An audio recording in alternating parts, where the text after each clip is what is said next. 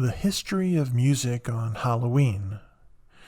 Before we start exploring the vicinities of Halloween music, let us form an overview of the circumstances that led to the origination of this festival and its elements so that our readers know how and what influenced this genre of music.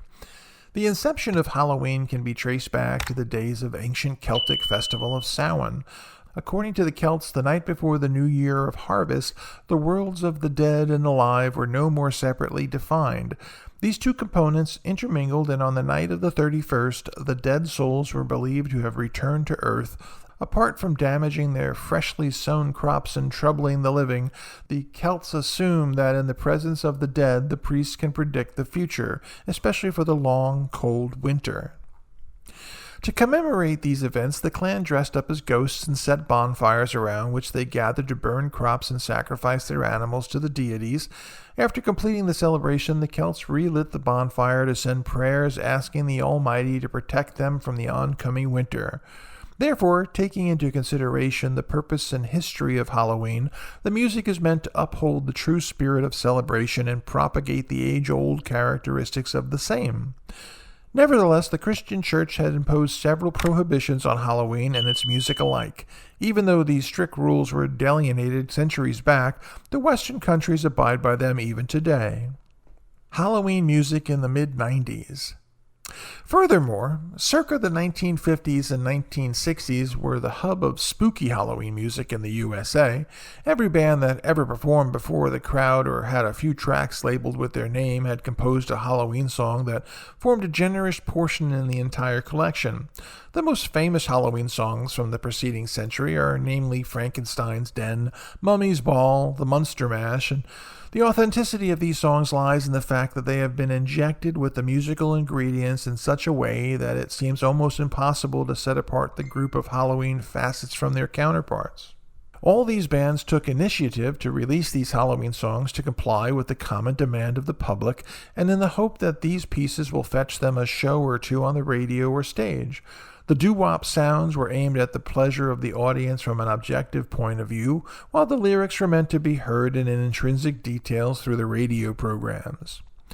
Coming to the era of the 70s, 80s, and 90s, the Halloween music was further detailed and broken into subgenres that united to communicate a single theme but sounded and felt distinct to the ears. The phase that we are dealing with here was hands down the light bearer of pop and hard rock music, and Halloween music was meant to be at par with them. This is why the dark and sinister themes were seamlessly fabricated to these trends that gave birth to some of the all-time favorites, from stalwarts like Rolling Stones and AC/DC. Every band and label ensured that they had manufactured some Halloween hit. Starting with Sympathy for the Devil to Highway to Hell, all were directed to fulfill one common purpose, that is, to invoke the principles of Halloween and cheer up the audiences at the same time.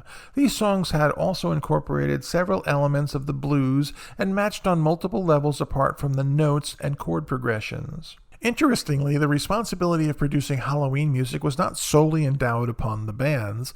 Movies that went on floors during the 1970s and 80s too had their fair share in the contribution. Horror films like The Exorcist, Halloween, and The Shining imprinted their mark upon the Halloween music industry with their eccentric pattern of music formulated on the synthesizer. The horror and sci-fi movies in particular employed two unique and never-seen-before instruments known by their name, the theremin and the ons martu. These two musical equipment played a major role in revolutionizing Halloween music and furnishing it with its long-deserved complexities and unusual tones. This is primarily how the modern Halloween music was discovered, and people's common tendency to associate it with analog synth emerged from the mechanism. Under the prescriptions of the church, the composers of Halloween music could either use holy or pure intervals in the music, similar to perfect fifths and octave. The tunes had to be in harmony with each other, and anything that sounded out of the box or disturbing was eliminated from the list. Altogether, amongst the entire lot, there was one tune specifically whose distressing elements faced the wrath of the church and eventually banned, was the tritone. The triton eventually producing a jarring noise and was unpleasant to the ears. This way it later came to be known as the Devil's Interval.